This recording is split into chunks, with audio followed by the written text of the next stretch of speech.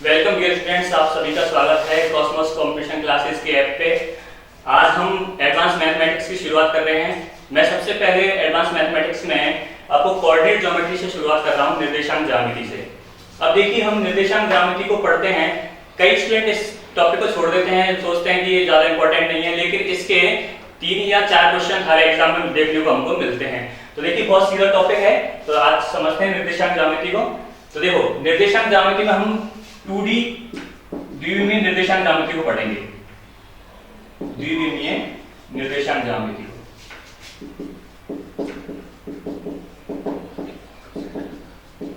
तो देखिए, हम द्विविमीय निर्देशांक ज्यामिति में 2 तरह की निर्देशांक ज्यामिति को पढ़ते हैं। पहला पढ़ते हैं कार्तीय निर्देशांक ज्यामिति,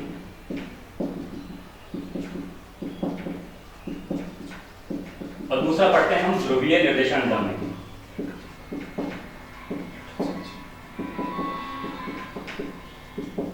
ठीक है, तो हालांकि हमारे कोर्स में केवल 2 है, 2D है द्विविमीय निर्देशांक ज्यामिति, एक तो कार्तीय, एक ध्रुवीय। वैसे और भी निर्देशांक ज्यामिति होती है 3D के लिए, जैसे सिलेंड्रिकल कोऑर्डिनेट सिस्टम होता है, एक होता है स्फेरिकल कोऑर्डिनेट सिस्टम, वो हम लेकिन हमारे कोर्स में भी नहीं है और हम पढ़ते भी नहीं है। कार्तीय निर्देशांक ज्यामिति और ध्रुवीय निर्देशांक ज्यामिति को पढ़ेंगे। तो देखिए, कार्तीय निर्देशांक ज्यामिति में किसी बिंदु P को हम इसके कोऑर्डिनेट लिख सकते हैं, इसके निर्देशांक लिखते हैं x, y के रूप में, और ध्रुवीय निर्देशांक ज्यामिति में हम किसी बिंदु P के जो निर्देशांक है वो लिखते हैं r, θ के रूप में। ठीक है ना, r, θ के रूप में। तो अब सबसे पहले हम कार्तीय निर्देशांक ज्यामिति से शुरुआत करते हैं, फिर ध्रुवीय निर्देशांक ज्यामिति में आएंगे, और आज इनको एक निर्देशांक ज्यामिति से दूसरे निर्देशांक ज्यामिति में बदलना हम सीखेंगे। ठीक है ना, तो चलिए, तो कार्तीय निर्देशांक ज्यामिति पढ़ते हैं। तो देखिए, कार्तीय निर्देशांक ज्यामिति, Cartesian coordinate system, Cartesian coordinate system. तो देखिए, कार्टेशियन कोऑर्डिनेट सिस्टम में क्या होता है, जैसे देखिए इसका नाम कार्टेशियन कोऑर्डिनेट सिस्टम है, इसमें किसी बिंदु के निर्देशांक हम कह सकते हैं x, y।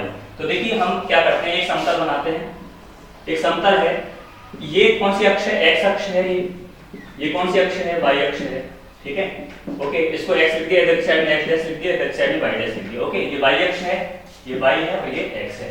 ओके, ये x अक्ष है पूरी। ये जो बिंदु है इसको बोलते हैं मूल बिंदु, इसके निर्देशांक होते हैं 0, 0। ठीक है, तो यदि मूल बिंदु से हम इधर की साइड में जाएंगे तो ये पॉजिटिव है, धनात्मक है ये दूरी, और मूल बिंदु से हम इधर की साइड में चलेंगे तो कैसी दूरी होगी, ऋणात्मक। ठीक है ना, कैसे कोऑर्डिनेट होंगे, ऋणात्मक कोऑर्डिनेट होंगे। ऐसे यदि मूल बिंदु से ऊपर की साइड में चलेंगे तो कैसे कोऑर्डिनेट होंगे, पॉजिटिव, और मूल बिंदु से नीचे की साइड में चलेंगे तो कैसे होंगे, नेगेटिव। तो किसी बिंदु P के निर्देशांक x, y हम कैसे दिखाएंगे अभी देखते हैं। ठीक है ना, सबसे पहले ये कार्टेशियन जो कोऑर्डिनेट सिस्टम है ये डिजाइन किया था रेने डिकार्टे, वैज्ञानिक हुए हैं, फ्रांसीसी वैज्ञानिक रेने डिकार्टे। ठीक है, उनके नाम पर ये कार्टेशियन कोऑर्डिनेट सिस्टम, देखिए कार्टे के नाम पर कार्टेशियन कोऑर्डिनेट सिस्टम को 1637 ईस्वी में इन्होंने शुरू किया था। ठीक है ना, तो चलिए अब बात करते हैं एक प्लेन की, एक समतल की।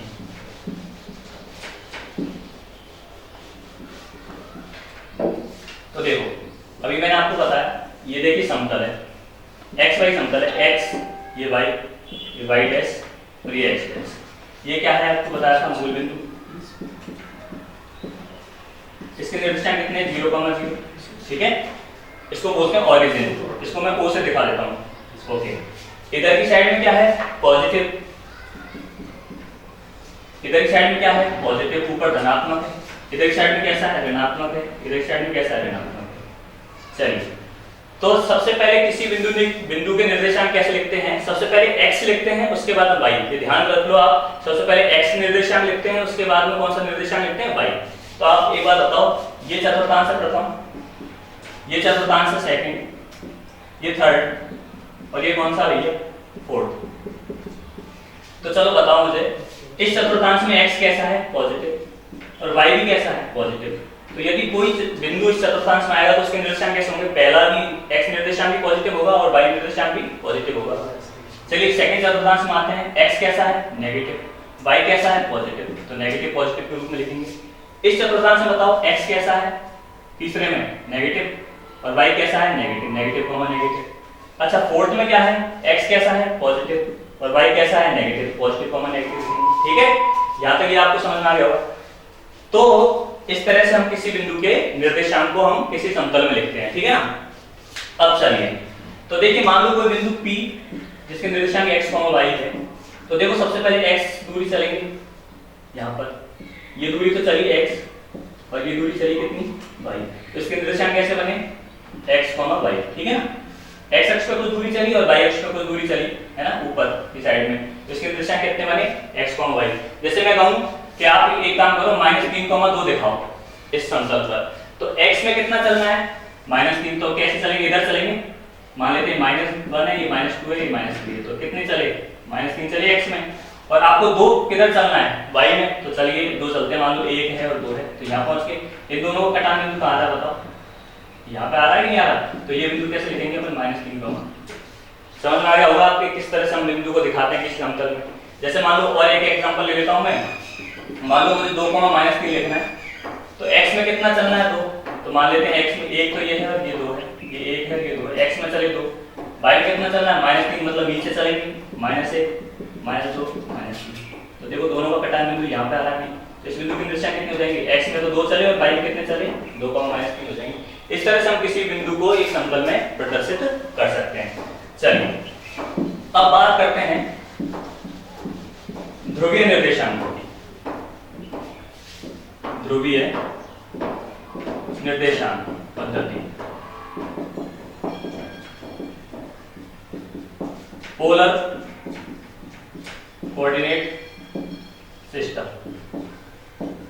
तो देखो भाई इसमें क्या करते हैं, किसी बिंदु P के निर्देशांक को लिखते हैं r, θ के रूप में, कार्तीय में कैसे लिखते हैं x, y के रूप में, ध्रुवीय में कैसे लिखते हैं r, θ के रूप में। पर ये इंपॉर्टेंट है इसमें कि r क्या है और θ क्या है। तो देखिए ये जो है मूल बिंदु यहाँ पर, इसको ध्रुव बोलते हैं, क्या बोलते हैं ध्रुव। ध्रुवीय निर्देशांक पद्धति में इसको क्या बोलते हैं ध्रुव। P जो है P पॉइंट P, मूल बिंदु से दूरी ये तो है r, समझना ध्यान से, और ये जो x अक्ष है और ये जो लाइन है OP, इसके मध्य बना जो कोण है वो क्या है थीटा है, समझना ध्यान से।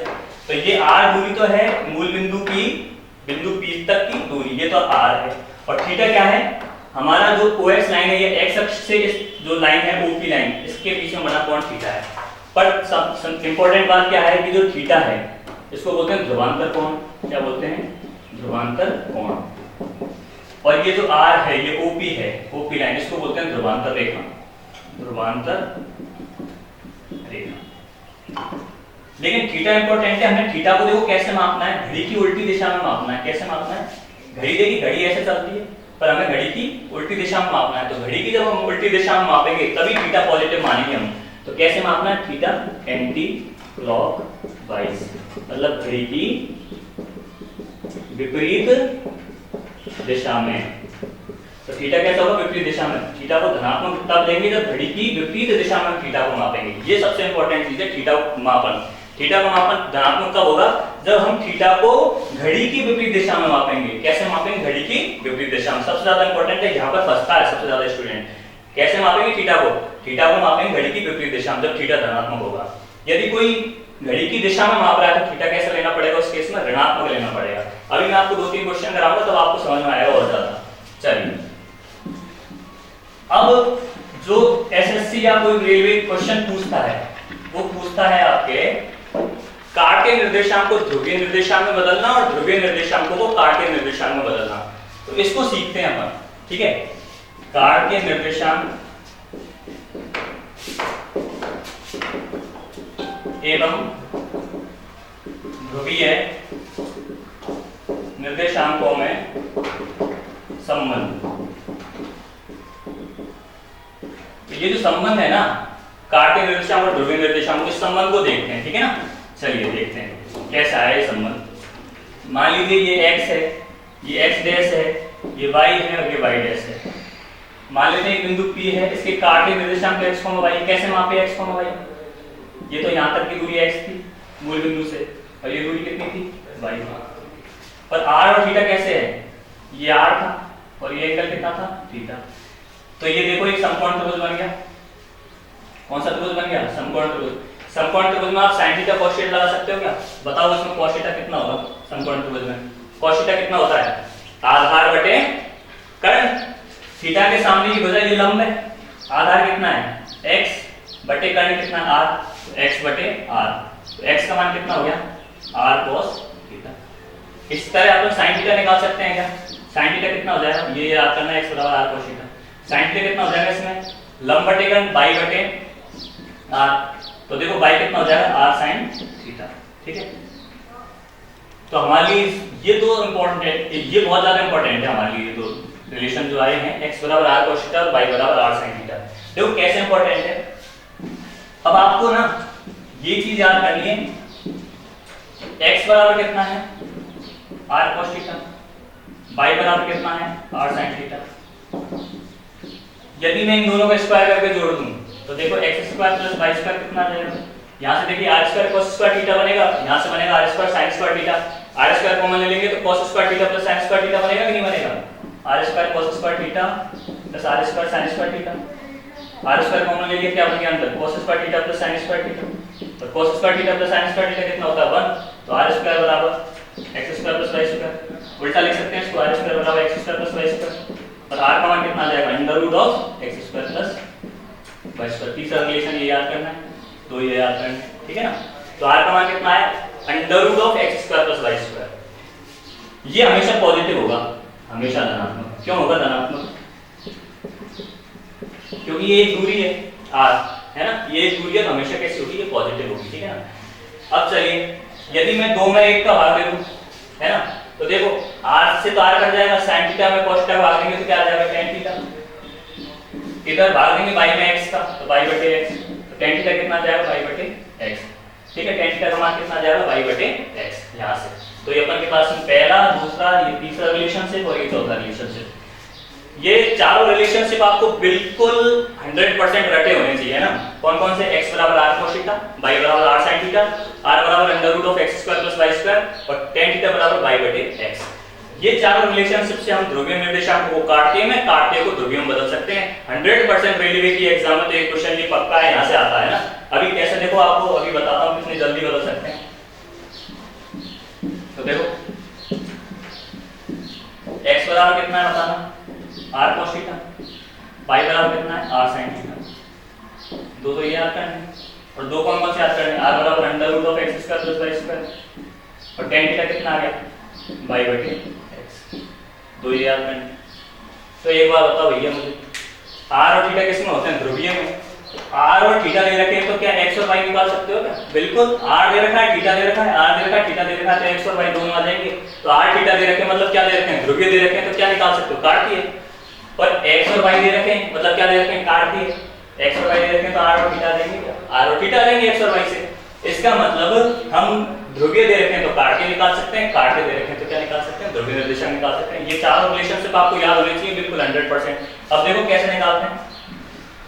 अब देखो, इससे पहले कि अपन क्वेश्चन को ले, आपको एक चीज याद रखनी है, थीटा का मापन कैसे करेंगे। सबसे ज्यादा इंपॉर्टेंट है, इसको इंपॉर्टेंट लगा लेना, थीटा का मापन।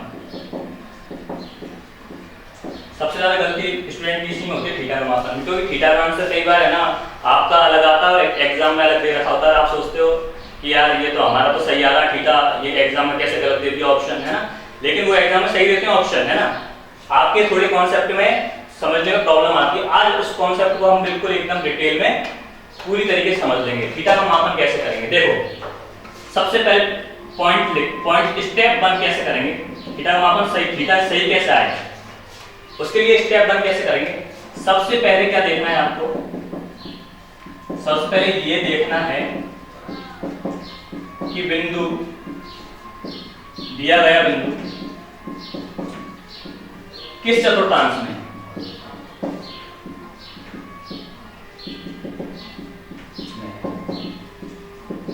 तो सबसे पहले आपको ये देखना है कि दिया गया बिंदु किस चतुर्थांश में है।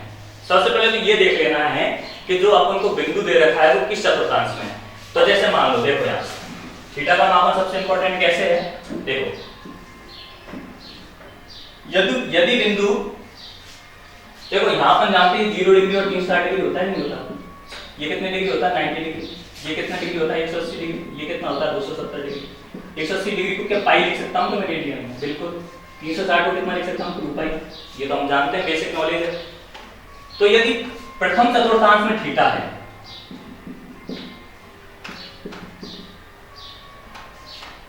यदि प्रथम चतुर्थांश में हमारे पास में बिंदु है, मतलब कैसे पता लगेगा प्रथम चतुर्थांश में बिंदु है, उसका x कोऑर्डिनेट भी पॉजिटिव होगा और y कोऑर्डिनेट भी पॉजिटिव होगा।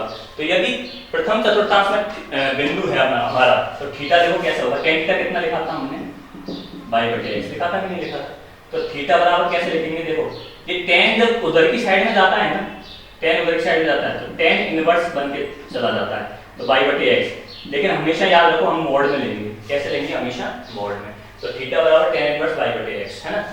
इधर की साइड में यदि बिंदु सेकंड में आ जाता है तो आपको क्या करना है, मोड में तो निकालना ही y/x। अब हमारे पास में बिंदुओं से कोई मतलब नहीं, लेकिन देखो थीटा जब सेकंड में है तो पाई से छोटा है क्या, तो पाई में से इसको घटा देंगे, ठीक है। तृतीय में आ जाए तो tan इनवर्स मोड y/x तो होगा ही, लेकिन क्या पाई से बड़ा है, क्या पाई से बड़ा है, तो इसमें पाई में इसको जोड़ देंगे, ठीक है। थीटा को, थीटा दूसरे में ये होगा, थीटा तीसरे में ये होगा, थीटा पहले में होगा। अब बताओ चौथे में क्या होगा, theta tan inverse mode y/x तो है। अब क्या 2 पाई छोटा है क्या, तो 2 पाई में से इसको, तो इस तरह से थीटा का मापन किया जाता है। यदि आपको ये आता है थीटा का मापन करना, तब आपका आंसर सही आएगा, नहीं आप ऑप्शन को ढूंढते रह जाओगे कैसे हम ऑप्शन को लगाएं, थीटा के ऑप्शन को। चलिए अब 3 क्वेश्चन लेते हैं, आपको तीनों क्वेश्चन से समझ में आ जाएगा कि किस तरह से हम ध्रुवीय को कार्तीय में और कार्तीय को ध्रुवीय निर्देशांक में बदल सकते हैं। चलिए पहला क्वेश्चन, क्वेश्चन नंबर 1 कि आपको यदि दे रखा क्वेश्चन, यदि किसी बिंदु के कार्तीय निर्देशांक 1,√3 है तो इसके ध्रुवीय निर्देशांक ज्ञात कीजिए। एक बार बताओ भाई, मुझे कार्तीय निर्देशांक दे रखे हैं, मतलब कार्तीय मतलब क्या, कार्तीय मतलब क्या, x, y दे रखे हैं, है ना। तो x कार्तीय मतलब x, y, ध्रुवीय का मतलब r, थीटा। निकालने क्या है, ध्रुवीय मतलब क्या निकालना है, r और थीटा निकालना, ठीक है। दे क्या रखा है x, y। तो x कितना दे रखा है बताओ, x दे रखा अपन को 1 और y कितना दे रखा है √3। अपन को निकालना r और थीटा, तो r का फॉर्मूला डायरेक्ट अपने पास कैसे निकालेंगे, r √x² + y² से, √x का स्क्वायर, 1 का स्क्वायर कितना 1, √3 का स्क्वायर कितना 3, तो ये हो गया √4। प्लस माइनस 2 लिखोगे कि 2 लिखोगे, मैंने अभी बताया अभी थोड़ी देर पहले, r कैसा है धनात्मक, हमेशा धनात्मक, तो √4 कितना आएगा 2, तो r का मान तो आ गया 2, तो अपन पास r तो आ गया। अब बात रही थीटा की, तो थीटा को क्या डायरेक्ट निकाल सकते हो क्या, नहीं।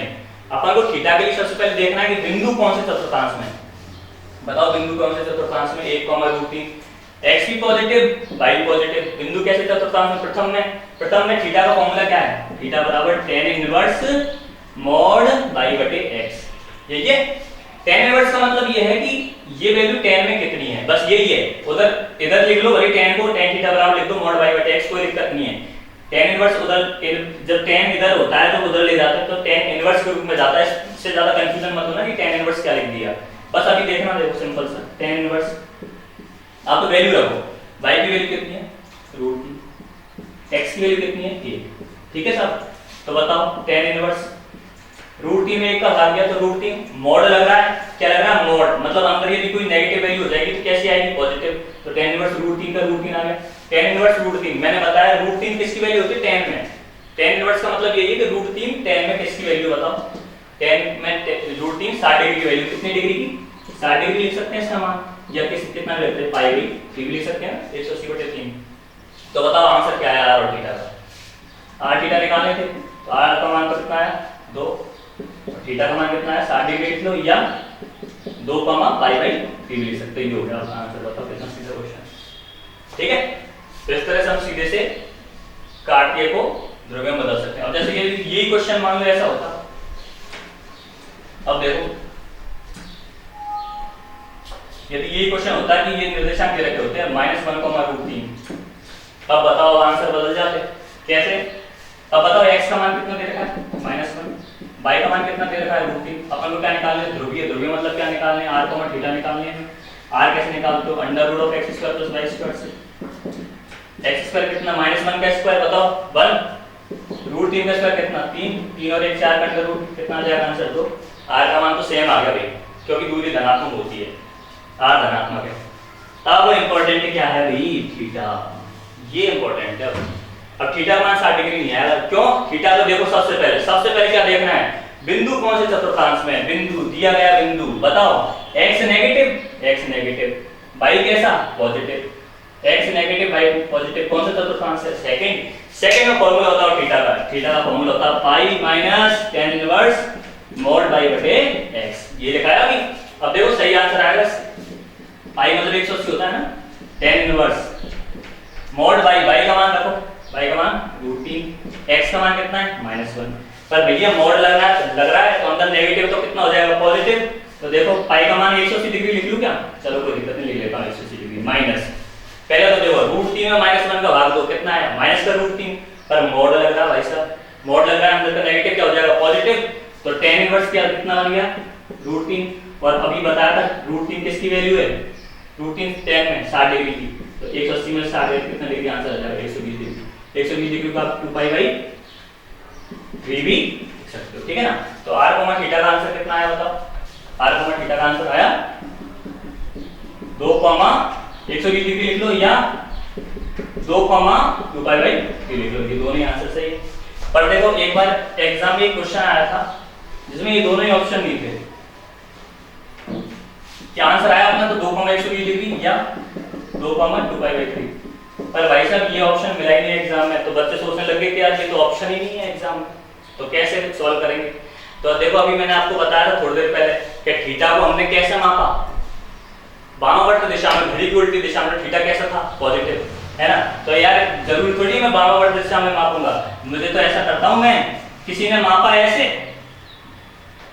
120 डिग्री, पर मैं तो ऐसे माप लूं, कोई दिक्कत थोड़ी है, पर जब मैं घड़ी की दिशा में माप रहा हूं तो 240 डिग्री है, पर 240 को लिखना कैसे पड़ेगा बताओ, क्योंकि हम घड़ी की दिशा में माप रहे हैं तो थीटा कैसे होगा नेगेटिव, तो इस क्वेश्चन का आंसर 2, या -240 डिग्री लिख सकता हूं, तो ये आंसर था एक ऑप्शन में, तो ये आंसर था क्योंकि उसने जो थीटा मापा, अब एक बार कैसा मापा घड़ी की दिशा में, तो घड़ी की दिशा में मापा तो थीटा कैसा हो गया नेगेटिव हो गया, तो 240 डिग्री बच गया, इधर से 120 तो ये है, तो 240 बचेगा इधर से, पर नेगेटिव होगा क्यों, क्योंकि घड़ी की दिशा में माप रहे हैं, ये ऑप्शन मिला था, ये नहीं मिले, तो अब पूरा कॉन्सेप्ट आपके समझ में आ गया होगा थीटा का।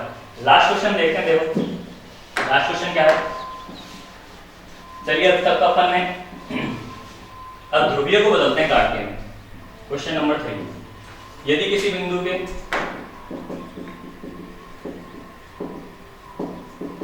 ध्रुवीय निर्देशांक मान लो अपन मान लेते हैं √2, 3 पाई बाई 4 है, तो इसके कार्तीय निर्देशांक ज्ञात करो, कार्तीय निर्देशांक ज्ञात करो। भाई साहब एक बार बताओ आप मेरे को, भैया ध्रुवीय निर्देशांक दे रखे हैं, ध्रुवीय निर्देशांक मतलब क्या दे रखा है, ये तो r दे रखा है और ये क्या है थीटा दे रखा है, तो r का मान कितना दे रखा है √2 और थीटा कितना दे रखा है 3 पाई बाई 4, सही है कि नहीं। 3 पाई बाई 4 किसी को दिक्कत कर रहा होगा कितना है, तो पाई का मान रख लो 180 डिग्री में बदल सकते हैं, 3 × 180 बटे 4, 4 से 180 45 बार कट गया, 45 × 3 135 डिग्री आ गया, कि यहाँ से थीटा 135 डिग्री दे रखा है, r का मान √2 दे रखा है। हमको क्या पूछा है, काट के मतलब क्या पूछा भाई साहब, x, y पूछा है कि नहीं पूछा, तो x, y निकाल सकते हो क्या, इसको मैं दोबारा लिख देता हूं, r का मान कितना दे रखा है, r बराबर कितना दे रखा है √2 और थीटा कितना दे रखा है 135 डिग्री। अपन से पूछा है काट के मतलब क्या पूछा है x, y, तो x, y निकाल सकते हो, x बराबर भी लिखा था फॉर्मूला r cos थीटा और y बराबर r sin थीटा। चलिए रखते हैं, r कितना है √2 cos 135 डिग्री और यहाँ रखते हैं देखो √2 sin 135। अब भाई साहब ट्रिग्नोमेट्री का छोटा सा कॉन्सेप्ट है, cos 135 डिग्री की वैल्यू कैसे निकालोगे बताओ, cos 135 निकालना नाम तो 90 + 45 लिख सकते हैं, बताओ लिख सकते हैं ना 90 + 45 135 को। अब बताओ 90 + थीटा cos में चेंज होगा, cos किस में चेंज हो जाएगा, sin में चेंज हो जाएगा, sin 45 हो जाएगा। पर एक बार बताओ 90 + थीटा ASTC रूल पढ़ा है, ASTC, ठीक है। तो देखो इस सेकंड क्वाड्रेंट में आ गए दूसरे चतुर्थांश में, और दूसरे चतुर्थांश में केवल कौन कौन पॉजिटिव होते हैं, sin और cos है, cos कैसा हुआ नेगेटिव, तो इसकी वैल्यू होगी sin 45 डिग्री की वैल्यू -1/√2, तो रख देते हैं देखो √2 और cos 135 की वैल्यू कितनी आ गई? -1/√2, -1/√2, √2 से √2 कट गया, कितना आंसर आया इसका? तो -1 आ गया। चलिए अब किसकी वैल्यू और चाहिए अपन को? sin 135 की। तो sin 135 डिग्री की वैल्यू देखो, sin 90 + 45, 90 पर sin किस में जम जाएगा? cos 45।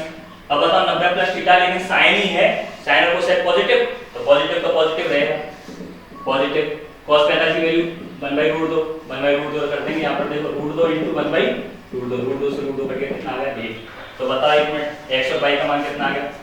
x का मान आ गया 1 और y का मान आ गया, सॉरी x का मान आ गया -1 और y का मान आ गया 1। तो ये देखो हमको r और थीटा दे रखे, तो x और y निकाल दिए, ये आ गया अपन के कार्तीय निर्देशांक और ये हो गया अपना आंसर। तो आज के लेक्चर में हमने देखो ध्रुवीय निर्देशांक को कार्तीय में और कार्तीय निर्देशांक को ध्रुवीय निर्देशांक में बदलना सीखा। और ये एक क्वेश्चन तो 100% रेलवे के एग्जाम में, एसएससी एग्जाम में आता ही आता है।